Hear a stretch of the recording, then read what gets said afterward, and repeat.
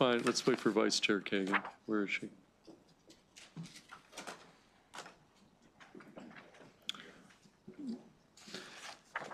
Okay. There's a couple amendments that are kind of on the floor, and we've got to, I think, just take a committee vote of some sort just so we can have a clean position on the floor. And Senator Hester, in both cases, a floor leader.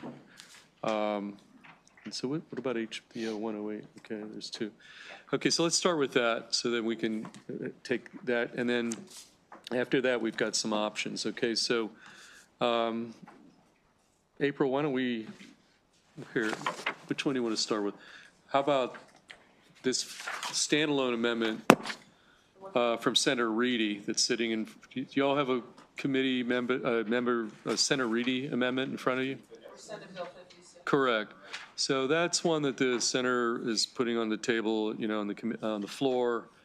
So Senator Hester, just or Stacy, just describe it, and then let's take a sort of a vote so that I'd like Senator Hester to be able to represent that the committee reviewed it and it's fine or something to that effect. So if you recall, this is Senate Bill 56. This is the Maryland Longitudinal Data System Center, external data sharing with third-party data centers for multi-state reporting authorization.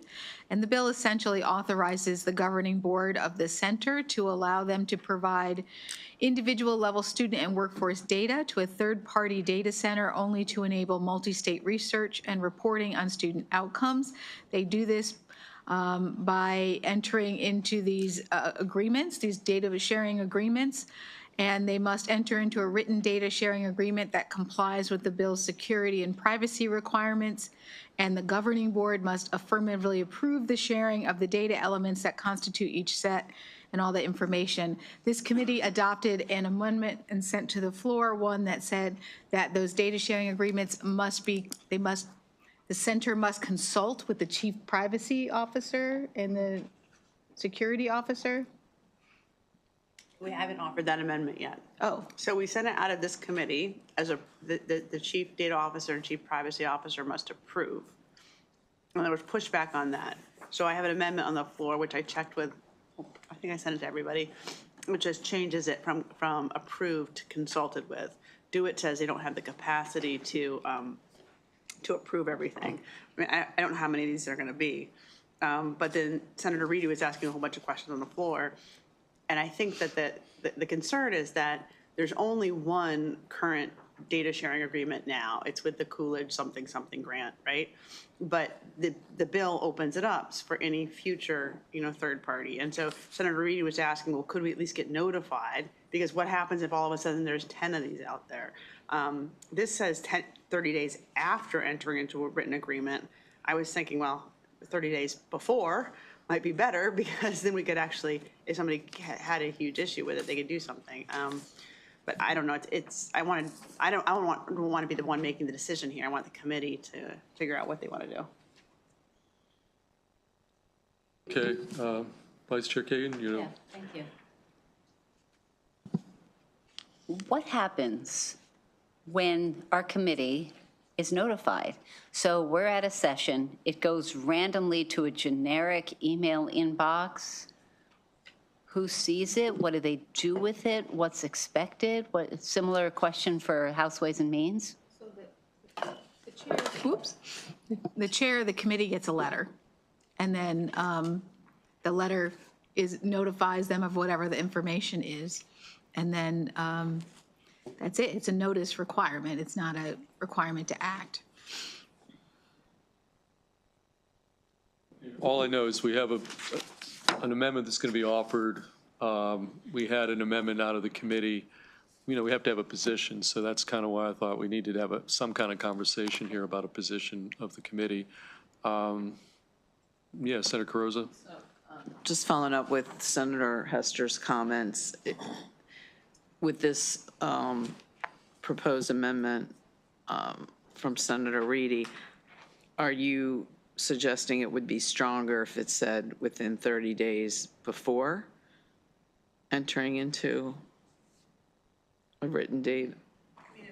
If it's another if it's another agreement, then you could pick up the phone and call them and say like, hey, what is the data sharing agreement? Like, you've consulted with the chief privacy officer, what did she have to say? You might be able to make a few phone calls before, and if it's afterwards, you're just like, okay, we got 3 of these data sharing agreements this year, we got 4 next year. All you can do is kind of notice how they're going up. Whereas if it's before, you can impact. I don't know. I don't love this bill. Can I make a note about this? Stacy, help us a little bit here, because So the question with putting it before is, when does that before they're voting on it? I mean, this is the data, the governing board first has to consider it, and they would consider it at their meeting. And then if the amendment that is proposed by the committee gets adopted, they have to send whatever their proposed agreement over to do it for their consultation. And then it comes back, and then the center would have to vote on a decision to accept this agreement or whatnot. So, I mean, it's public. None of this is none of this is taking place without being a public. The question for this committee is, what do you anticipate to do with that information? right, okay, so, I mean, I don't want to keep special ordering this, this bill on the floor, so that's one of the reasons we need to make some kind of a judgment call. Any just general thoughts? I mean, Random question. yeah, sure. Do you know what the House is doing with this bill? We have any idea? No idea. We have no idea. Have they moved it out of committee? No, At I don't all? think so. Okay. They were asking similar questions, but. Okay, any suggestions? We have options. We've got options, but we need some type of action. So Senator Hester, you said you don't love the bill to begin with. I mean, there's always one option, is just bring it back to the committee. I mean, is that something you want or not? I think that for this particular instance, they've got a grant. They know specifically what they're going to do. Like, it seems like they should be able to do it. They're going to talk to the chief data privacy officer. The thing I don't like about this bill is it opens it up for any third party, going forward. And like, the people there may be really good and attentive now, but like 3 years from now, what happens if they still have the same people concerned about privacy and data sharing? And They're just sending us a better. I don't know. Okay, okay, how about this? I don't want to spend too much more time on this, to be honest with you. Let's hold it, and then just tell, between now, I mean, I don't know. I mean, I'm not getting a lot of feedback here on what you want to do with. You got some grand idea here, Senator Harris? I appreciate it, Mr. Chair. I think you might have came up with that idea when we just bring the bill back to the committee and then decide on it then. I mean, we can't decide on this amendment. We can't decide on what's going, just bring the bill back. Okay, Senator Gallion, you have any thoughts? Second to what he just said. Okay. Madam Floor Leader, any problem with that? Can we let it percolate back here? Think about it some more? Okay. Who wants to move to recommit the bill back for some further consideration, discussion? Is that a motion? Okay, Senator Harris, is there a second? Okay, Senator Gallion, all in favor? Okay, I'll get up and I can make the motion, or Senator Hester, and then we'll have it back in the committee, and we'll figure something out. We can always take it back to the floor. Okay, on a similar, somewhat, loose end thing for floor stuff. Okay, April? Senate Bill 108. So Senate Bill 108, to jog people's memories, this is a departmental bill from the Maryland Department of the Environment. Broadly authorizes the use of administrative penalties to enforce Title V, Subtitle 5, and Title 16 of the Environment Article. After some back and forth on the floor, there is a proposal before this committee to do substitute amendments. So you might recall the original amendments for this bill required in the case of violations related to specifically to dams, so dam safety, that said that the department would have to offer an informal meeting before imposing an administrative violation, that they would have to use their enforcement discretion to determine whether a formal enforcement action was appropriate, and if applicable, review any good faith application by the person from the private dam repair fund. This, the proffered substitute amendment would just expand those provisions to cover everything that's covered by the bill right now. So this is all of Title V, Subtitle 5, which has to deal, in addition to dam safety, also with water appropriation and use and waterway construction, and as well as all of Title 16. This is what Senator Bailey was concerned about on the floor. These are the wetlands permits, tidal wetlands specifically. So these are permits, I think specifically the context that he's concerned about, but these are what you need to build a pier on your property, to do any sort of shoreline stabilization project, that sort of thing. So this would say broadly, before taking any civil or administrative action to recover a penalty under those provisions, the department would have to provide the person with written notice of the proposed penalty and an opportunity for an informal meeting concerning settlement of the proposed civil or administrative penalty, use their discretion to determine whether a formal enforcement action was appropriate, and then would also maintain just that provision that's specific to dams. So say, if applicable, review any good faith application from the private dam repair fund. So just broadens that mandatory informal meeting process and that use of enforcement discretion. Okay, so in effect, right now, the only options, you got to go to court. People have to hire lawyers. This whole point is you can do more informal meetings. There's an administrative process. I mean, that's, and Senator Bailey was, harping that it was a bill as it came out to the floor. This broadens out to a much larger category. I mean, I'm not sure that that's going to change people's views on the bill, but this does broaden out and addresses some of his concerns. And so with that, that's in front of us. That would be a substitute amendment over in terms of what we have on the floor currently. And you're the floor leader on that one as well. Do you want to move to make that a substitute? We could take questions, Okay. but before we do that, we want to move to substitute this? Okay. We'll take a second. I'll be the second discussion, though.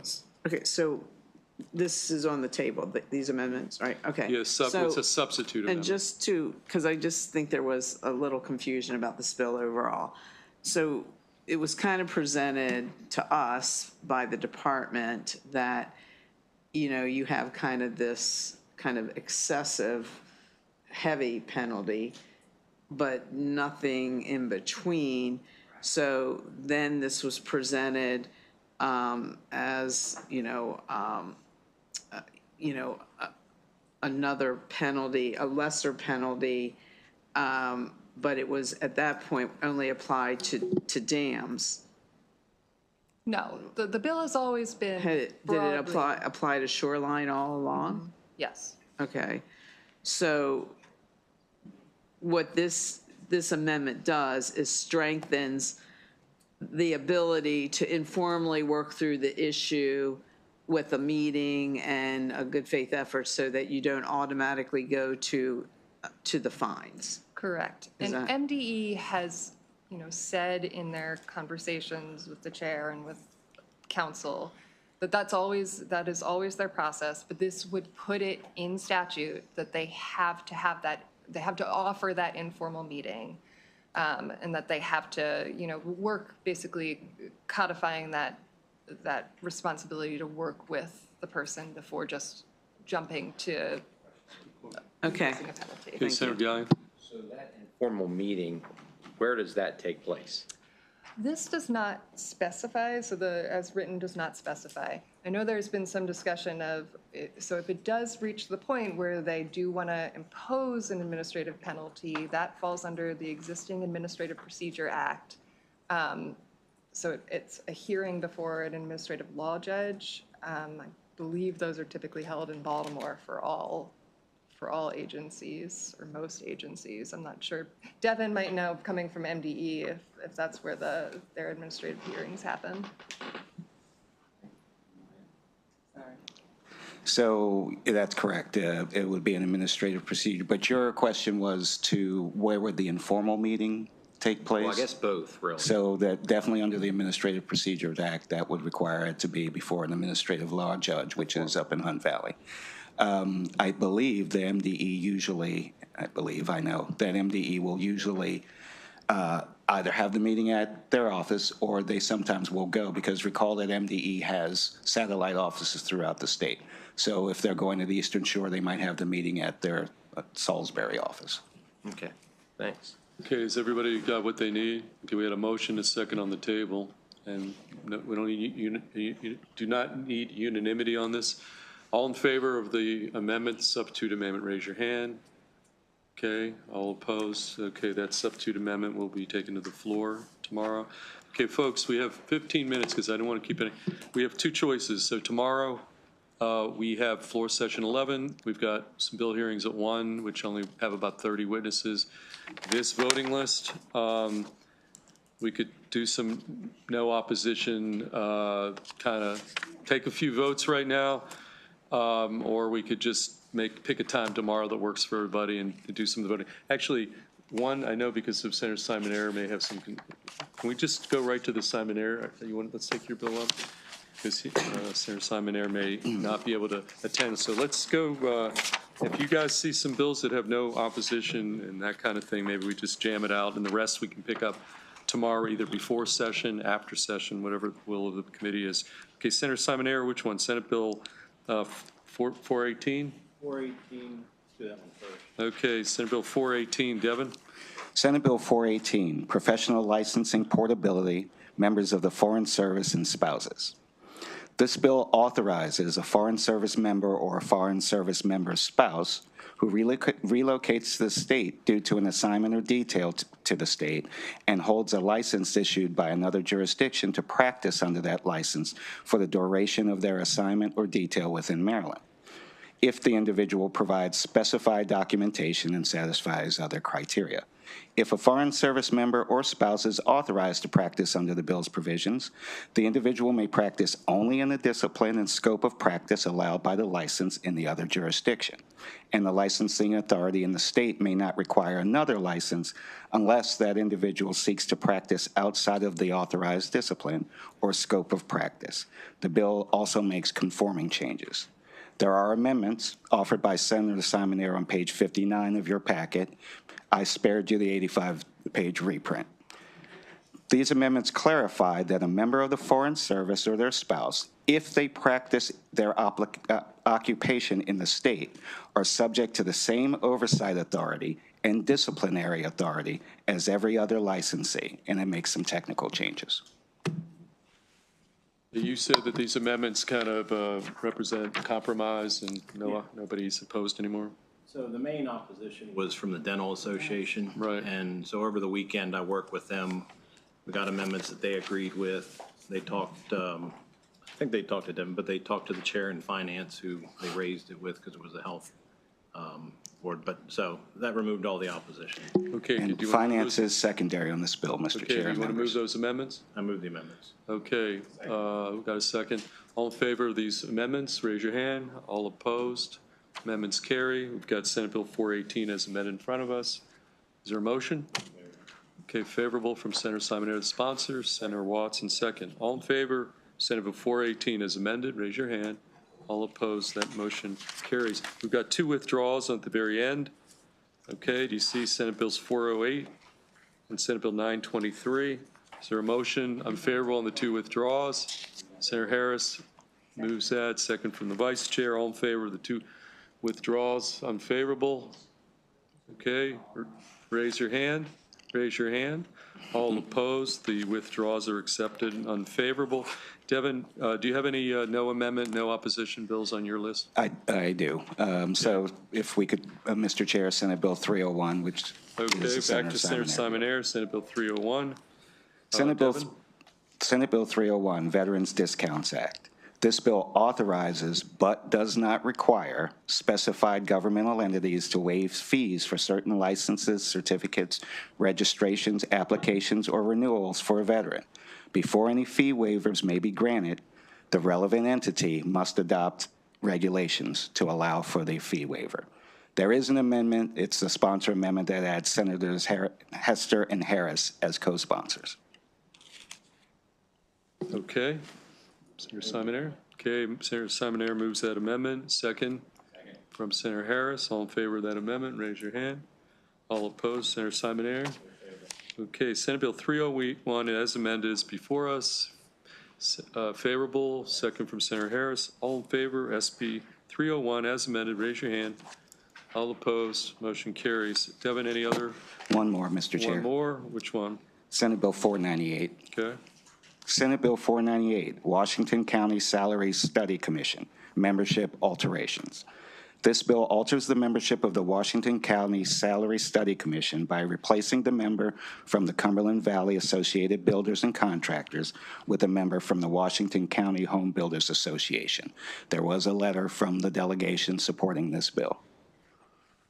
No amendments? No amendments. Okay, Senate Bill 498, favorable from Senator Harris, second from the Vice Chair. All in favor, SB 498 clean, raise your hand. All opposed? Okay, thank you, Devin. Stacy, starting on the front page, do you have any no amendment, no opposition bills? I do, yes. Okay, which ones? Senate Bill 80. Okay, Senate Bill 80. Find my, oh, here it goes. Senate Bill 80, Maryland Public Ethics Law, Financial Disclosure Statements, State Officials of, and Candidates to be a State Official of the Judicial Branch. This departmental bill repeals a provision of law requiring the Administrative Office of the Courts or another body designated by the Supreme Court of Maryland to send a copy of the financial disclosure statements of submitted by judges, candidates for judgeships, or judicial appointees to the State Ethics Commission. The bill further clarifies that the Commission of Judicial Disabilities, the Judicial Ethics Committee, or another body designated by the Supreme Court of Maryland is responsible for administering and implementing the provisions of law regarding conflicts of interests as it applies to state officials of the judicial branch and candidates to be a state official of the judicial branch, and that the AOC is responsible for administering and implementing the financial disclosure provisions of the public ethics law for those same officials. There was no opposition at the hearing and no Okay, amendments. everybody understand it? Okay, Senator Harris moves SB 80 clean favorable. Is there a second? Second from the Vice Chair. All in favor of Senate Bill 80, raise your hand. All opposed, that motion carries unanimously. Stacy, what else you got? Senate Bill 100. Senate Bill 100, Election Law, Early Voting Centers, Bus Stops. This departmental bill requires that if an early voting center is located within 1/2 mile of a fixed local bus route, each bus operating on that route must, to the maximum extent practicable and consistent with accessibility requirements, allow passengers to embark and disembark at the entrance of the early voting center on days the center is open for voting. The bill only applies to a fixed local bus route funded by a county or municipality and operated by the county or municipality or a contractor for the county and municipality. The bill does not apply to an express or commuter bus route that has limited stops between its origin and destination, a bus route operated by the Maryland Transit Administration, or a bus route operated by the Washington Metropolitan Area Transit Authority. No amendments, no opposition. Any questions? I'll move favorable, but I have a question. Okay, favorable from Senator Kagan. Is there a second from Senator Harris? Question from the Vice Chair. Thank you. Stacy, I'm looking at the bill, lines 17 through 22. At the entrance of the early voting center on the days the center is open. I'm taking that literally. If the early voting closes at 8 p.m. and the bus goes by at 10 p.m., do we want to say the dates and days and times or something? Is that not needed, in your opinion? I mean, they're saying you only need to stop if it's there. And people, Yeah, but it says on the days. and the times, right? It doesn't say the times. That's what I'm asking, whether we just want to slip in and the times, like while it's open. I mean, you could, but I don't know how the bus driver is going to know that. Okay. I don't think it's critical. I just, Okay, Senator that's Gallion? fine.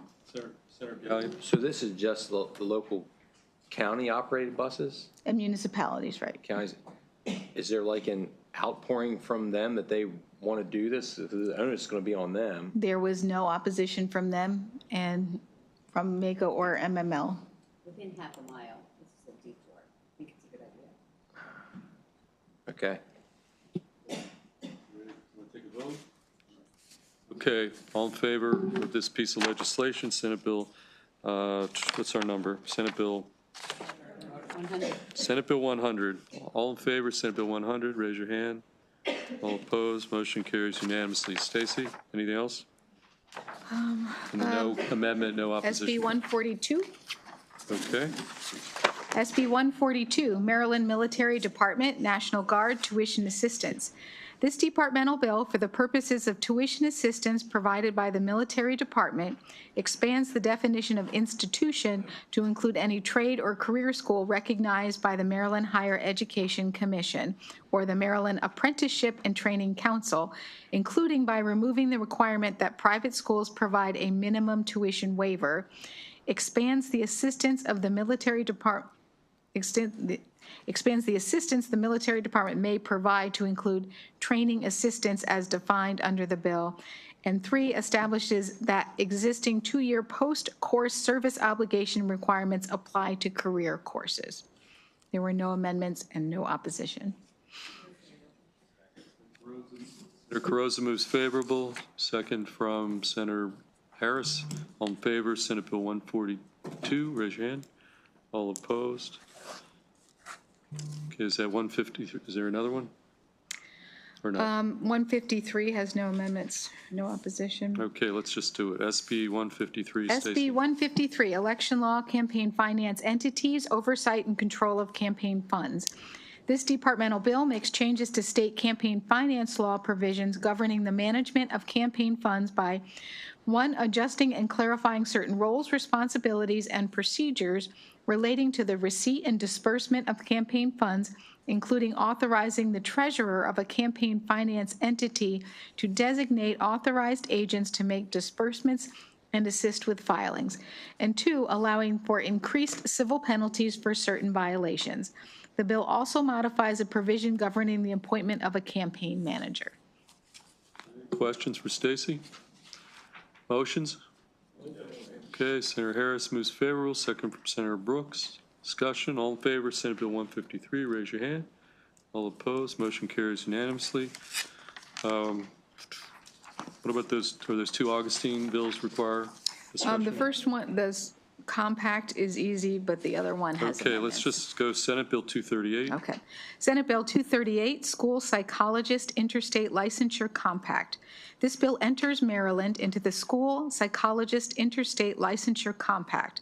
The bill details the conditions for entry into the compact, compact governance under School Psychologist Interstate Licensure Compact Commission, compact financing, information exchange in the compact, and dispute resolution processes, among other provisions. There were no amendments and there was no Okay, is there a opposition. motion? Okay, Vice Chair moves favorable. Second from Senator Brooks. Again, on the Augustine bill, Senate Bill 238, clean. All in favor? All opposed? Motion carries. Okay, April, anything in that category of no amendment? Okay. Okay, folks. Complicated. Okay, okay, here, folks. Okay, as I said earlier, we got floor at 11, some bill hearings at 1. These other bills on the list, we'll take them up tomorrow. Who wants to, what do you want? Before session, after session? What? Before session, we got the press conference. You got a press conference? Yeah. Okay, what about, like, I don't think it's a floor session. I don't think it's going to be very long tomorrow, so probably be done 11:30. How about after floor, immediately after floor, come here, we'll take up these other bills and we'll be done. How's that? Does that work? Okay? Gotta be here anyway. Okay, so after floor tomorrow, we're going to come back and finish up this list. And we might add maybe 1 bill, okay? Okay, guys, have the rest of the evening free? You good? Okay.